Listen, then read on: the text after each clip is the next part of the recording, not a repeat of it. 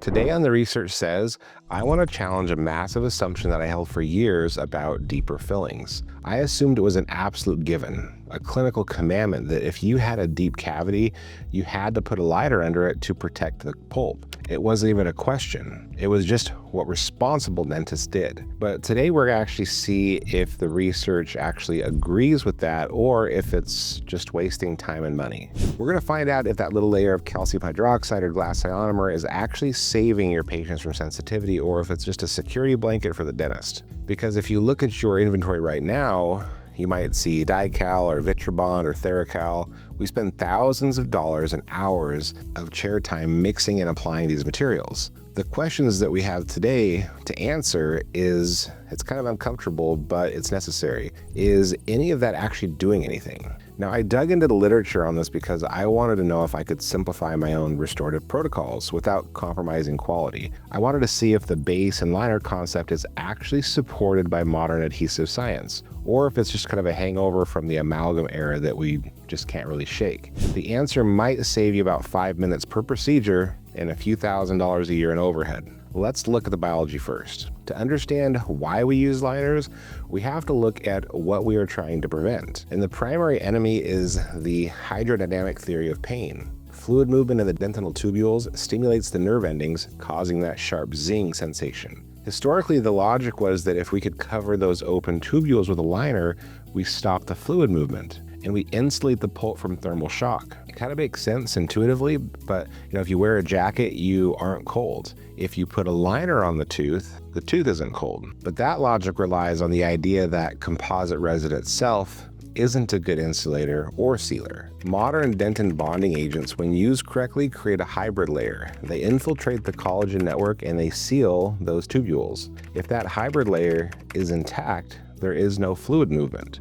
If there is no fluid movement, there is no sensitivity. So the clinical debate shifts. We aren't asking, does the tooth need insulation? We're asking, does a liner seal the tooth better than your bonding agent does? There is also the mechanical argument. Some people argue that a low modulus liner acts as a shock absorber. It's the elastic layer concept. The idea is that the composite shrinks during polymerization, the liner flexes and absorbs that stress so it doesn't pull away from the walls and create a gap. Again, it sounds great on paper, but does it actually translate to clinical success? Does that little layer of resin-modified glass ionomer actually stop the patient from calling you 2 days later? Let's go to the highest level of evidence that we have. We aren't talking about a manufacturer's brochure or an anecdotal lecture from a guru who sells a liner product. We are looking at the Cochrane Library.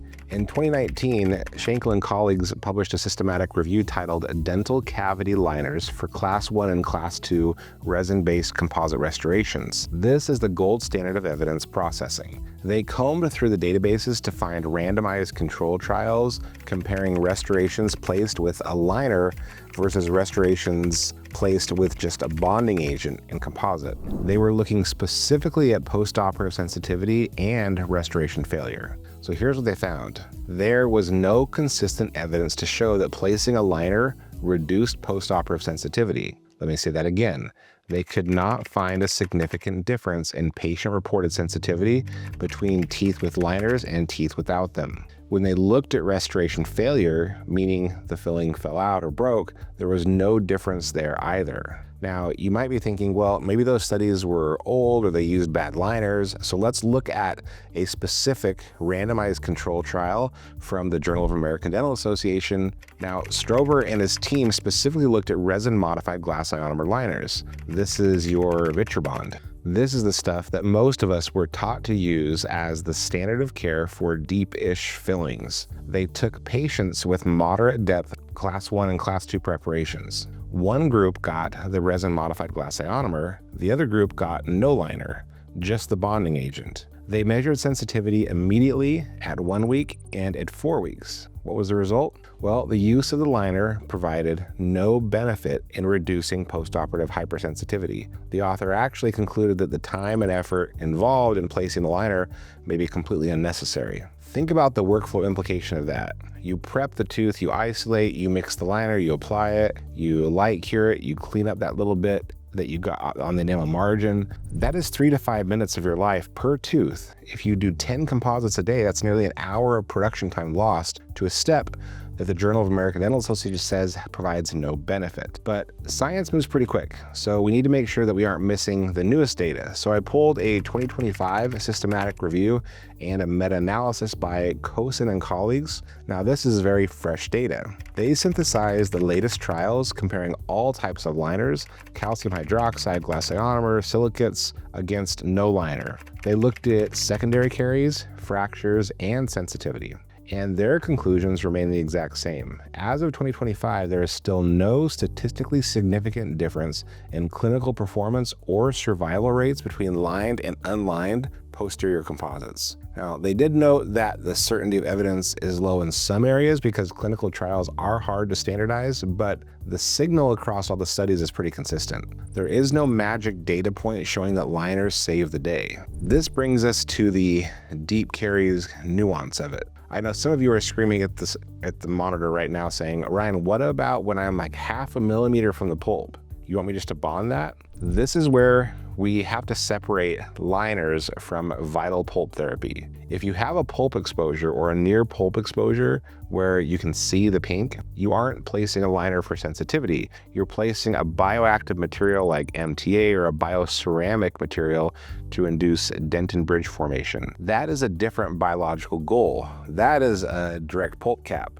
But what about the gray zone or the deep cavity where you aren't exposed, but you're nervous? Well, there's another systematic review by DeRosa specifically looking at deep caries lesions treated with calcium hydroxide, liners versus no liners. Now, they found the liner was unnecessary for clinical success in very deep lesions and provided that your seal with your composite was good. There's another study in 2017 by Pereira, and it looked at stepwise excavation. They found that adding calcium hydroxide liners did not improve the success rates compared to just sealing the tooth.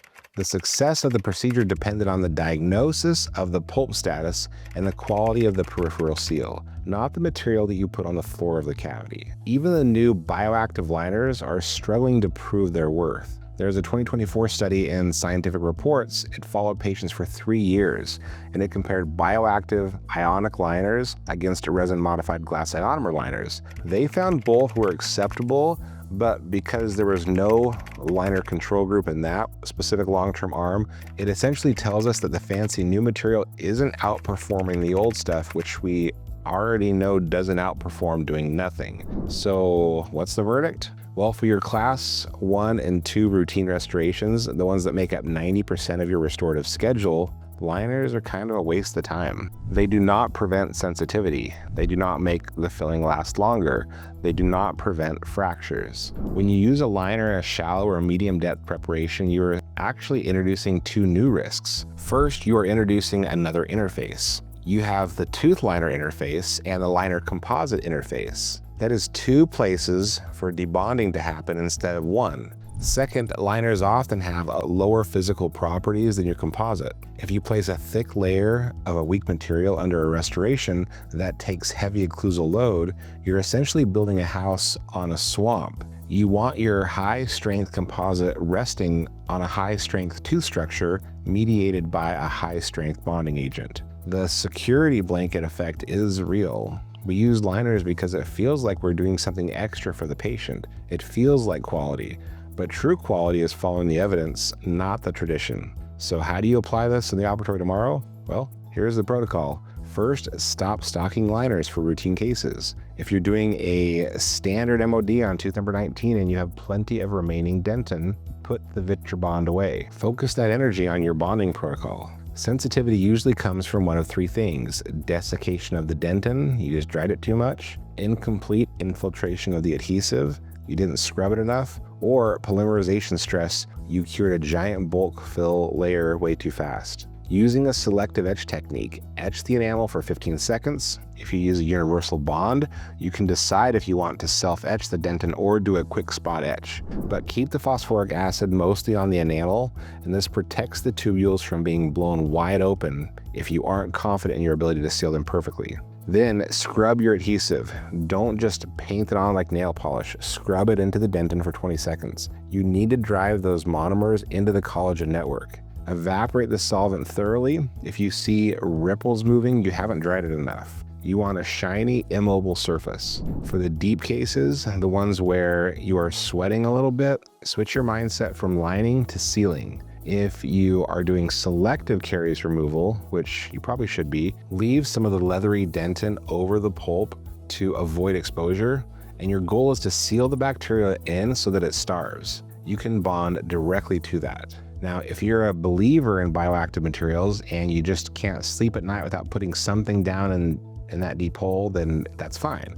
Use a calcium silicate-based material if you must, but understand that the success of that tooth depends 99% on the hermetic seal of the composite on top of it. If your margin leaks, that liner will wash out and the tooth will fail. Your liner is not the hero, the seal is. This shift in thinking allows you to streamline your inventory. You don't need 3 different types of liners. You only need one good bonding system and one good composite. You save money on materials that will expire before you even use them up. You save time during the procedure, and most importantly, you stop blaming yourself for sensitivity that likely has nothing to do with a lack of liner. If a patient comes back with sensitivity, don't wish you had used a liner. Check the occlusion, check the margins, check your curing light intensity. Those are the variables that matter. Now let's keep working together to make dentistry fun, fulfilling, and rewarding. Subscribe so you don't miss the next strategy, and I'll see you soon.